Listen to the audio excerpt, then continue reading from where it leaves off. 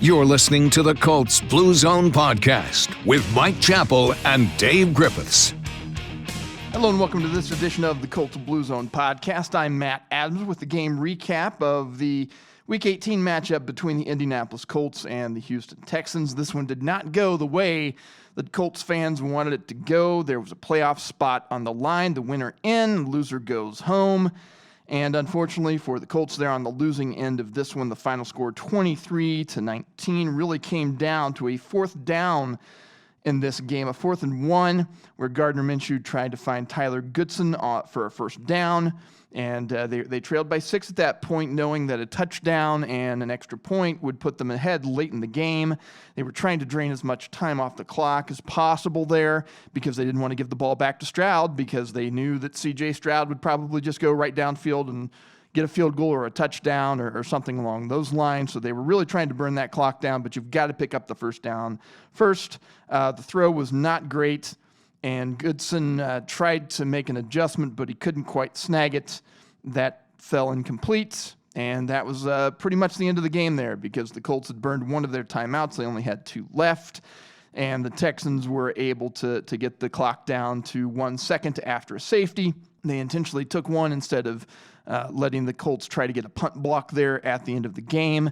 That led to a free kick, some laterals, and eventually, officially, that ended with a fumble. The game did, the only turnover of the game there. So, we'll just talk about the game. We'll hear from Coach Shane Steichen. We'll hear from Gardner Minshew and kind of look at how this all developed. And it's a tough way to lose. I mean, for the second time in 3 years, the Colts had a chance to secure a playoff berth at home. They failed in 2021 when they faced the Raiders, and they had another chance that season, of course, against the Jaguars. We all know what happened there. This team, it's hard to, when you look at the season as a whole, and Dave Griffiths and Mike Chappell and I will really dig into the post-mortem later. This is really just for this show, but when you look at this team and you look at the expectations, most people didn't have the Colts winning more than 6 games. They won 9 here. They had the chance to get a 10th win, and it's not really a moral victory because you want to get into the playoffs. It was within reach there. It was there for you, and the Texans did not play a great game. The Colts did not play a great game. This was a good football game, but it was not 2 great football teams going at each other. There were a lot of mistakes here on both teams. Unfortunately for the Colts, some of their mistakes led to scores. You talk about secondary miscommunication. I'll get to that a little bit here as I recap some of the stuff that actually happened within the game. But you take this as a whole, it's hard to look at this and say it's a moral victory because the Colts were not expected to be good this year. The Texans weren't supposed to be good this year either, but one of these teams was going to walk away into the playoffs with a win here. And at home, you've got to find a way to come away with this one. And I know that this hurts as fans. It hurts me to think about it. And, but on the other hand, this was not supposed to be what we were supposed to get this year from this team. This was a team coming off a 4-12-1 season. They had a new head coach. And yes, Shane Steichen has shown he's got great football IQ for the most part this season. And but it was really supposed to be about the development of Anthony Richardson and getting this new quarterback into the fold and really seeing how dynamic this new guy could be. And that's not how things went for the Colts this year. Richardson got injured against the Titans. He didn't come back. And it's been the Gardner Minshew show for the last few weeks. And for most of the season, really, it's been Gardner Minshew. And he's had as good of a season as a backup quarterback could probably have. You would like a little bit more from the quarterback position, frankly, when you're in some of these situations. But, he's done enough to win, and he did enough to get them in position in this game. And if he just made a little bit better of a throw there, then maybe the Colts are able to get in the end zone. And, we're talking about a wild card team instead of a team. Actually, we'd be talking about an AFC South championship team because the Jaguars – I mean, if anything, look at the Jaguars. They were 8-3 at one point this season. They were the kings of the AFC South. It looked like they might even challenge for, a 1 or 2 seed in the conference. And they go down to Tennessee and they lay another egg. And, there are a lot of questions now about that Jacksonville team. But because of that loss, that made this game even more impactful. Now, the Colts didn't know it at the time, obviously, but the outcome of this game determined the AFC South champion. And unfortunately for the Colts, it was not them this time. It was the Houston Texans, another team that had very low expectations this season and has been great thanks to a transcendent quarterback in C.J. Stroud. All right, let's look at some of the key moments from the first half. Started off well enough for the Colts. The very, very start anyway. Minshew and the offense engineered a solid game-opening drive. They took a 3-0 lead off of a field goal from Matt Gay, and the crowd was pretty into it. Would you have liked to have come away with a touchdown there? Of course you would have. But, sometimes just getting a score is a good thing. So it was an 11-play, 56-yard drive, swallowed 5:45 in clock time, and ended with 3 points for the early lead for the Colts. But the Texans only needed one play, 75 yards, and 9 seconds to score their first touchdown of the game. You had Juju Brents matched up on Nico Collins, running pretty much a go route up the field.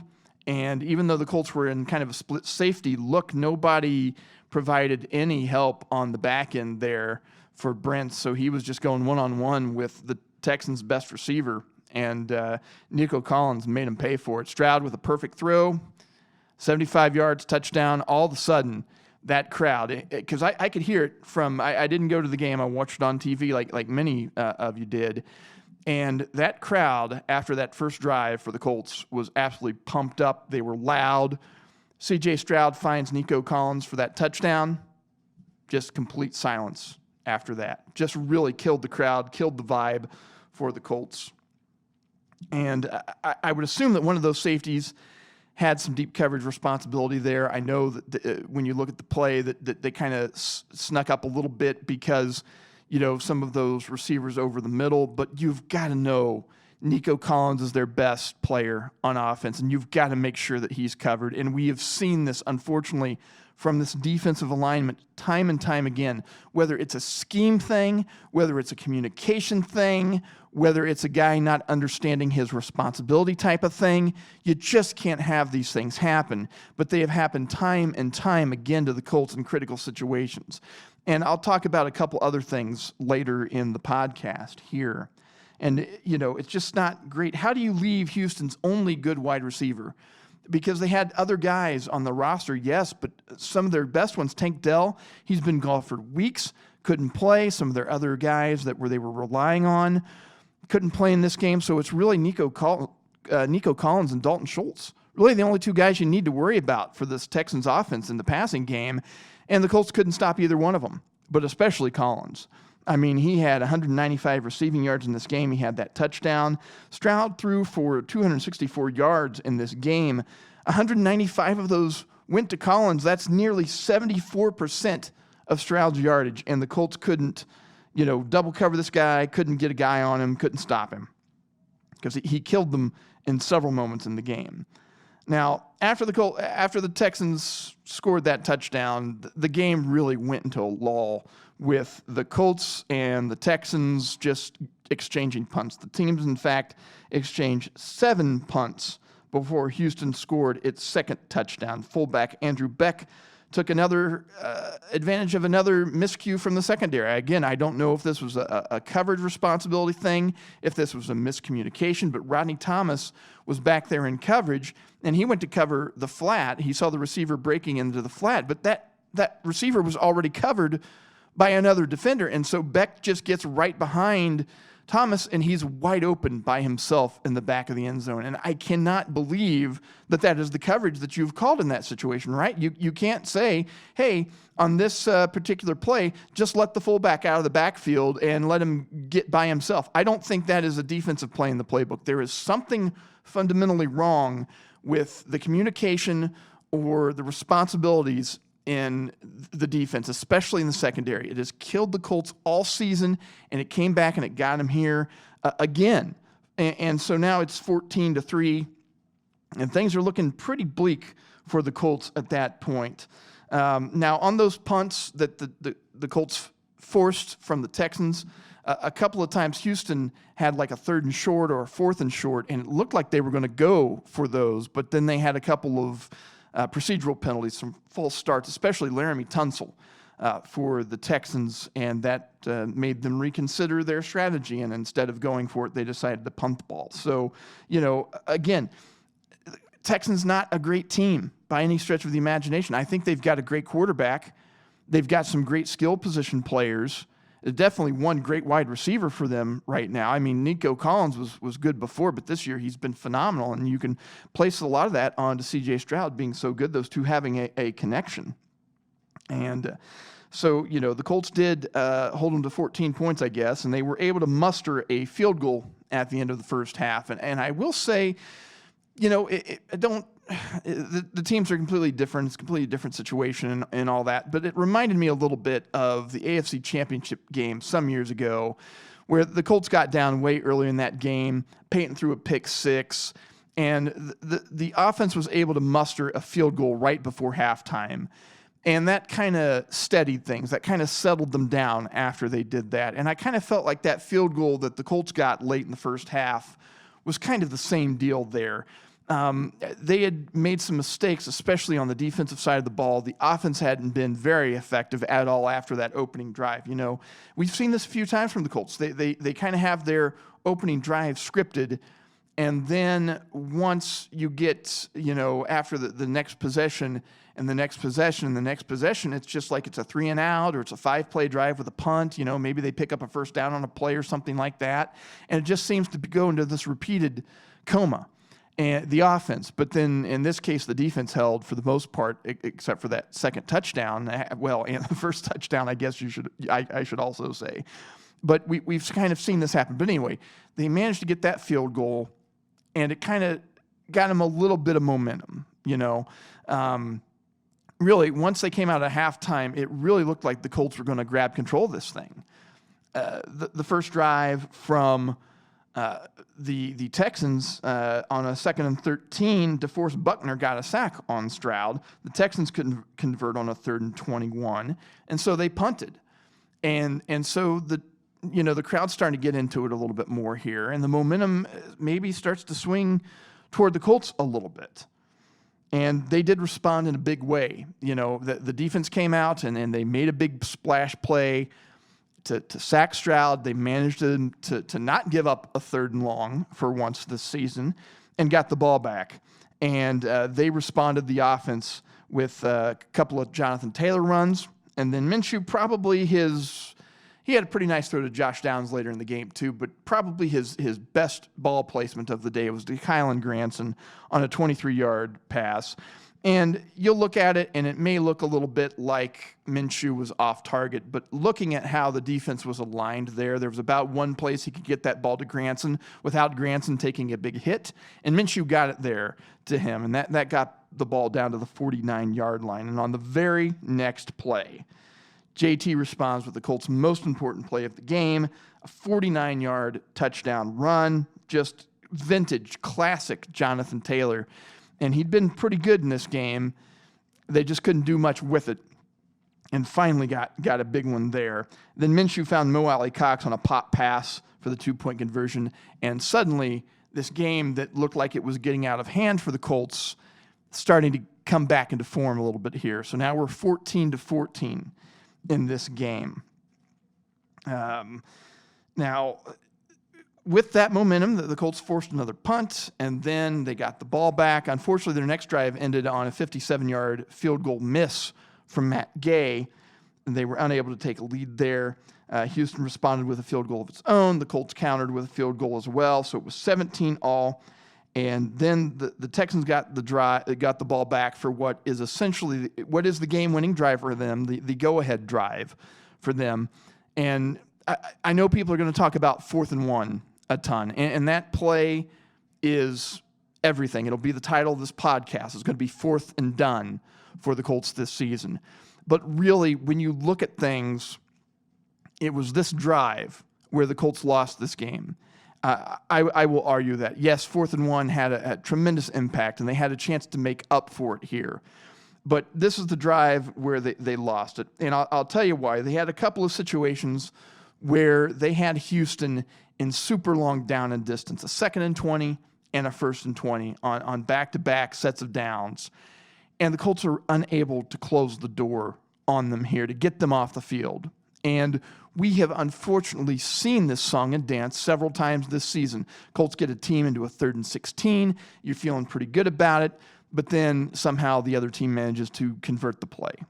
We've seen 4th and 10s get converted. 3rd and 16 sticks out in my mind as well. And in this particular case, the Colts did it again. They did it twice.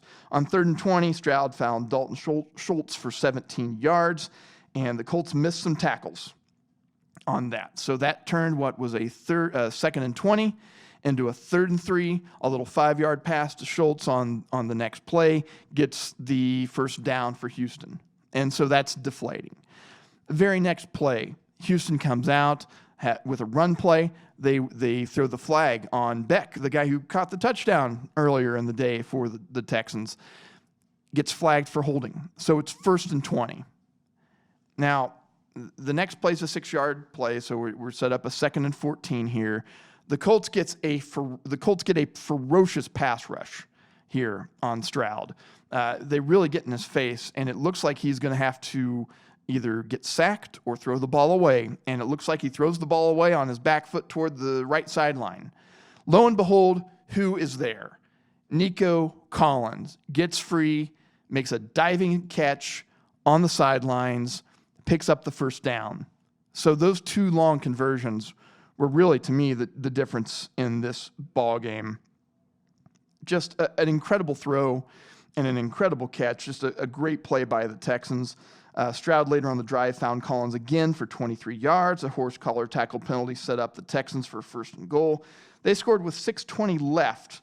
But you know what? They did miss the extra point, and that was very important because the Colts, with a touchdown and an extra point, could get downfield. If they could score, they could take the lead. But you could tell they were trying to be measured on this drive. They started at their own 25. They got all the way down to the 15. They knew that touchdown, the extra point, would be the difference if they could get in. Early in the drive, Josh Downs had a 28-yard reception. At one point, JT had 7 straight runs to set up 4th and 1 at the 15 now. Also, there was a little bit of drama in this game. Well, there was a lot of drama in this game all throughout, but JT had left with what was first described as a heel injury and then described as an ankle injury. But he came back into this game, got some key carries for the Colts. Unfortunately, on a 3rd and 2, he couldn't quite pick up the first down. That set up a 4th and 1 situation. So 1:06 left in the game. The Colts come out. They call a timeout for this 4th down play. They put JT on the sidelines. They put in Tyler Goodson in the backfield. Minshew tries to get the ball to Goodson, but the throw's off target. Goodson couldn't make the adjustment, and that's really the end of your ball game right there. With just the 2 timeouts left, the Colts let Houston run the clock down to 1 second. Houston took a safety because they didn't want to risk a punt block. That set up a free kick. There were a couple of laterals, and then officially Michael Pittman Jr. had a fumble, and the Texans recovered it, and that was the end of the ball game. But the clock had expired, so it didn't really matter all that much. And that's how that ball game ended. It was a tough loss. A lot of people are going to be looking at that 4th down call and thinking about that 4th down call, up until the season starts again in September of 2024. And that is going to linger the entire offseason. Tyler Goodson thinking about the ball that he feels he could have caught. Gardner Minshew thinking about the throw that he knows he could have made better. And Colts fans thinking about a play that, if the Colts could have executed, may have led to a touchdown and an extra point and a berth into the postseason in which they would host a playoff game. But none of those things happened. Instead, the throw wasn't great. Goodson couldn't reel it in. The Colts lost, and they're going home again this year. And they would have won the division for the first time since 2014. But no, just not able to do it, not able to execute that play. And I know that there have been a lot of Colts fans talking about this, and valid arguments either side. JT's been your horse. You should ride him till the end. It's a 4th and 1, but keep in mind on that 3rd and 2 play, barely picked up a yard there. And I don't know that he could have crashed up the middle and gotten that yard. But then the other counter argument to that is he's your best player. Put it in your best player's hands. See if he can succeed. If he doesn't make it, then, that's how things shake out. That's one school of thought. The other school of thought is what the Colts ended up doing, and that is everyone and their uncle expected JT to get the ball in that situation.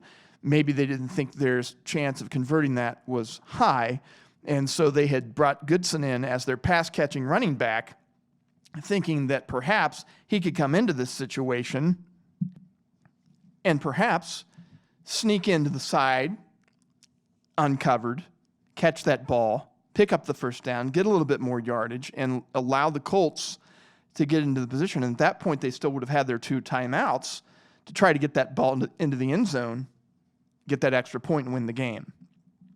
And according to the head coach, Shane Steichen, we'll hear from him in just a couple minutes, in just a little bit. According to head coach Shane Steichen, that's something that they had practiced.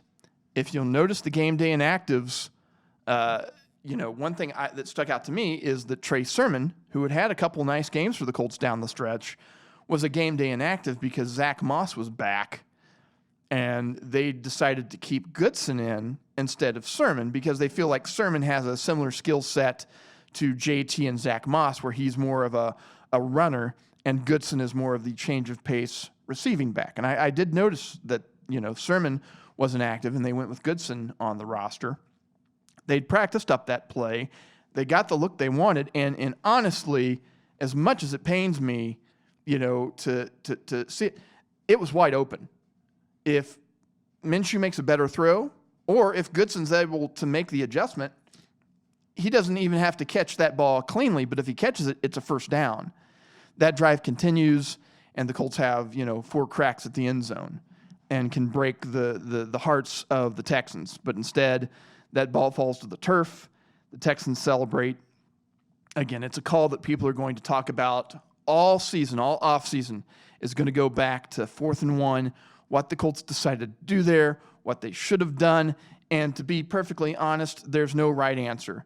Because if that play succeeds, Goodson catches that ball, people are talking about how great of a call it was from Shane Steichen, to make that play call. If they had given it to Jonathan Taylor and he gets stuffed for no gain or doesn't pick up the first down, then people are killing the Colts coaching staff at that point too, because why did you crash JT into the defensive line? He's, run the ball 7 straight times. He's gassed. There's just no way to win. The only way to win is to win the game, which the Colts did not. They lost, so they will lose the argument in this particular case in many of the fans' eye. I can see it both ways. I think a lot of fans can, but also JT had a heck of a game. Let's hear from head coach Shane Steichen. Start off, obviously extremely disappointed on the way things ended there. Proud of our guys, the way they fought. The fans, they came out and they showed out for us, and obviously wanted to, get a win for our fans as well. But just disappointed on the way it ended. But again, extremely proud of the way our guys fought all year. Coach, on the first possession, was that a miscommunication between the special teams and offense to allow Matt to come out and allow the No, that was planned. That was a design play. What's that? That was designed. Shane, can you walk us through? Why did Taylor come out on that 4th and 1 play? He carried the ball 7 times in a row. Was his ankle okay? What happened there? Yeah, he was all right. The play we had up, we had to look for it. It was man-to-man coverage, and just it didn't work out. But you did run it with Tyler, though. Why that? Why was that the choice? Obviously, we called timeout there. It was 4th and 1. We saw the front they were in. We liked the look for that play in that situation. So he had practiced that play. Is that what you're thinking? Correct. Felt good about Goodson in that situation. He's a pass catcher for us out of the backfield, and that's what we went with. Troy? We would have had him in there for something, but we could have done something. Yeah, obviously, if it doesn't work, you're going to second guess it. So I understand that, and that's part of the business. What you saw, was it a catch that you should have made or a throw that should have been better? I'm going to look at it. It was bang, bang. I mean, from our side, it was on the other sideline. So, yeah. Jonathan came back in the game. What exactly happened? Because he was initially ruled out. He got an ankle, foot. Yeah. But he came back in. Yep. Out there that limited you to get the ball back. Was there a thought to not taking the timeout on fourth down and potentially having 3 timeouts to then get the ball back? Yeah, no, really wanted to see the look to get in a call that we thought would work in that fourth down situation. That was basically it. Shane, what kind of message do you give these guys after a game like that and a season like this? Obviously, everyone's disappointed, extremely disappointed. But, really proud of the guys, the way they fought all year and battled.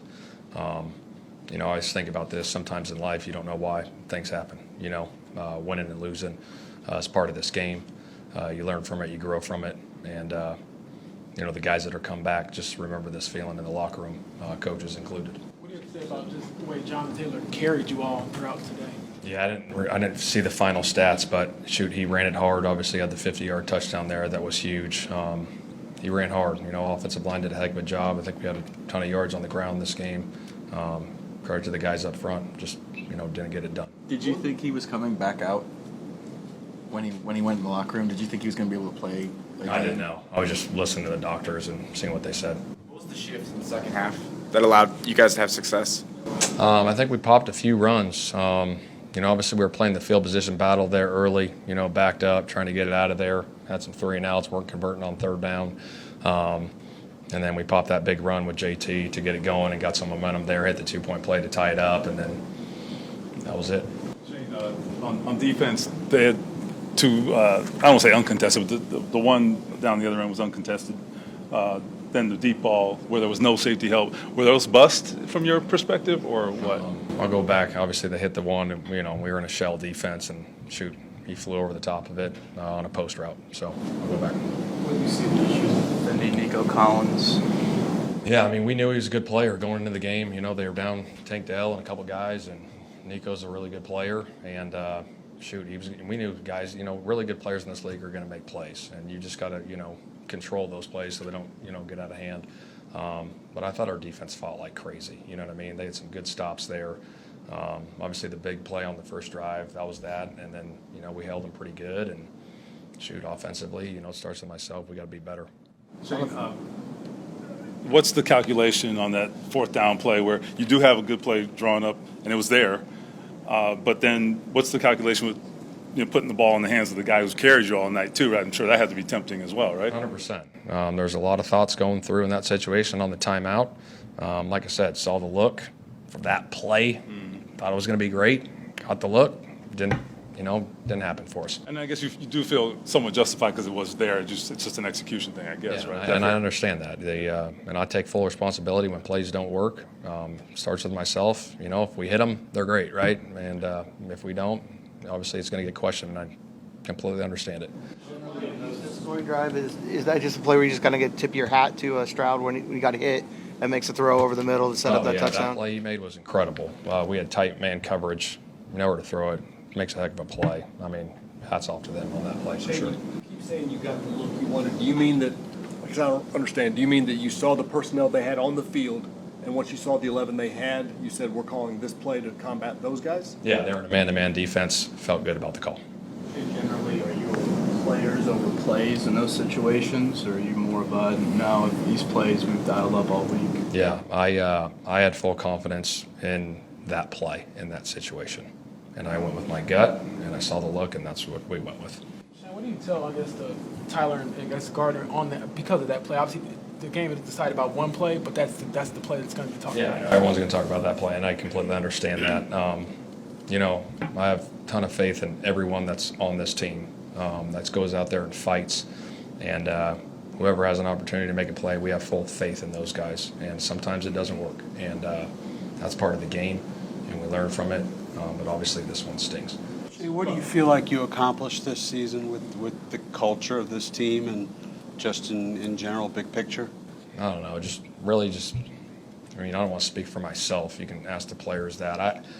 I think just the resilience that these guys had, at 3-5, sitting at 3-5 and bouncing back and win 4 in a row and putting ourselves in a position to get in the playoffs today was huge. And it's I always say this league's all about the players.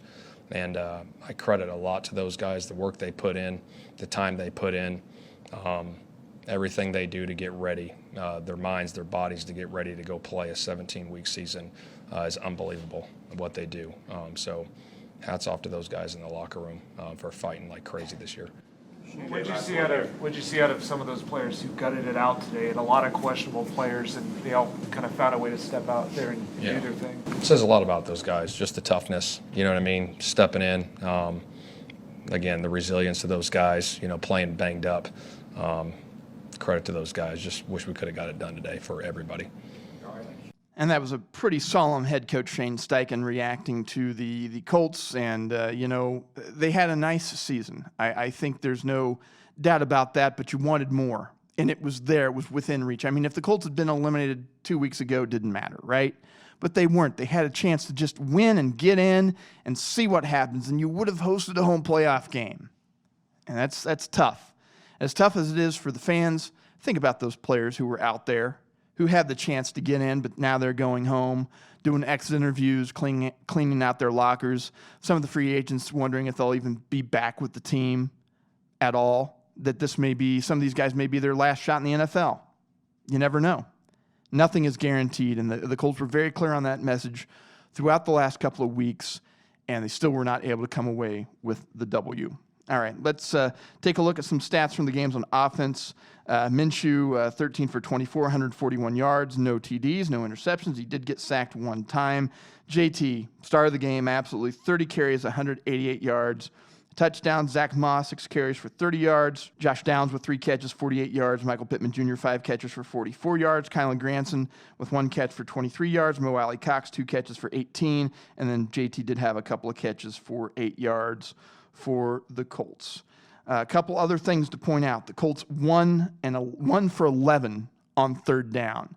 I mean, you want to talk about a difference in this game. The Texans weren't great. I think they were 5 of 13, if memory serves, on third down in this game. They were not great, but they still converted some. And C.J. Stroud came up in some big moments where the Texans needed them to come up with some big plays. The Colts could not get that from their quarterback. And JT was great. I'm not going to take anything away from JT. He made huge runs. He made the big run when they needed it. He ran tough, man, just vintage JT. Didn't look like there was much there, and then somehow he'd pop it out for 5 or 6 yards. And he would do it time and time again up until you got near the end of the ball game. The Colts had some things going for them in this game, but when they needed the big play on third down, clearly, more often than not, they were not able to come up with it. 10 out of 11 times, in fact, they were not able to come up with a key play on third down to keep a drive alive. And that's why they punted so many times. And Rigoberto Sanchez, to his credit, another free agent, I believe, had a nice game for the Colts. So, yeah, I mean, it's just a tough game all the way around. The only first down that the Colts picked up was on that final drive. Jonathan Taylor getting just past the sticks in order to secure that first down on that particular drive. Let's hear from quarterback Gardner Minshew. Just take us through that last fourth down play. Had a good look, kind of a pick play for Goody. I mean, I think it was just a tough play, man. I think there's about 1 million of those, one play what ifs in that game. I wish I'd have put a better ball on him, giving us a better chance. It's a hard way to go, man. There was a lot of questions about JT not being in there. I know you're not on personnel, but you worked all week that play with that personnel grouping, I assume. Man, I thought it was a great call, great, perfect look. I'd throw it to Goody 1 million times over. It was just one of those plays. So sometimes it does come down to one play? Maybe. 1,000,001 plays, but yeah. Gardner, he's taking it pretty hard in there, like he's saying it's his fault. Have you talked to him at all just about, just what he's feeling and what he's thinking and what you think about it? Yeah, dude, I was just loving him up. I'm equally as responsible for that not working as he is. We all had plays that we could have back just because the last one doesn't really, make it that much more significant. And, man, I told him, I'd go back with him every time. I'd throw that ball every time. Got a ton of trust and faith in him and the player he is and is going to be. He stepped in a tough role and delivered for us this year. Probably won us a game there. So, man, really appreciate him and the player and the guy he is. JT coming back out. How much did he have to tough it out to play on that drive? I mean, that's kind of been, the whole year for him, man. He's battling through one thing or another. But it's days like today where you realize you need a JT, you know what I'm saying? He's that kind of guy. He kept us in that ball game by some of the amazing stuff he was doing. And, for guys like that, you wish you could do more. Gardner, I know obviously the loss is fresh. What do you think of just your one season here with Indianapolis and what you all were able to do? Man, I couldn't be just more grateful for the opportunity. First with Shane, the faith to bring me here and to give me a chance, and the team kind of rallying around me. Like, I couldn't be more grateful for this year, and the guys in that room. It doesn't feel right that it ends this way, but man, just really, happy to be a part of this group. That was quarterback Gardner Minshew there, another free agent for the Colts, talking about his game there and that last throw and kind of how things ended for this season. I know that he took a tremendous amount of pride in this game this season, and really, I mean, I've said it before, I know he has his limitations from a physical standpoint, but Gardner has played admirably this season. It's just when you needed that big play this past Saturday, the Colts were just not able to get it from their quarterback. And this is a quarterback league. You've heard it time and time again. I thought that the Texans would have the edge here. Unfortunately, in this particular case, it rarely happens that I am correct, but in this particular case, I was right. Texans had 11 penalties for 69 yards. The Colts played a lot cleaner in that regard. So Texans made a lot of mistakes here. Also, the Colts outgained the Texans 360 to 306 in total offensive yards. So it's not like the Texans played lights out in this game. They just made a couple of big plays when they needed them, and the Colts didn't. And that is always the difference for you for NFL teams on a week-to-week basis. Okay, taking a look at the defense, E.J. Speed, 13 tackles. Zaire Franklin with 9. Segun Olubi, used quite often in this game, had 8 tackles. DeForest Buckner, 6 tackles and a sack. Ronnie Harrison, 5 tackles. He had a sack in that second half, in that fourth quarter. Just 4 quarterback hits for this Colts unit. No turnovers. Didn't force any fumbles. We're not able to get any interceptions. Not that I expected Stroud to be throwing them out like candy, but it would have been nice to have kind of a big blow-up play somewhere, whether it's a tipped ball or something that's off target or a sack fumble would have really been beneficial for this Colts team. So they had 19 games where they forced 19 consecutive games where they forced a fumble, and as we got to the end of this season, 3 consecutive games without forcing one. But at least on the offensive side of the ball, there was a turnover in this game. It was the last play of the game on a free kick that the Colts were in desperation for. So, yes, technically the Colts had a turnover here, but the offense didn't do it. It was not an interception. We didn't have a sack strip. We didn't have Jonathan Taylor fumble the ball or Zach Moss put it on the turf or anything like that. Offense played a pretty clean game from that standpoint.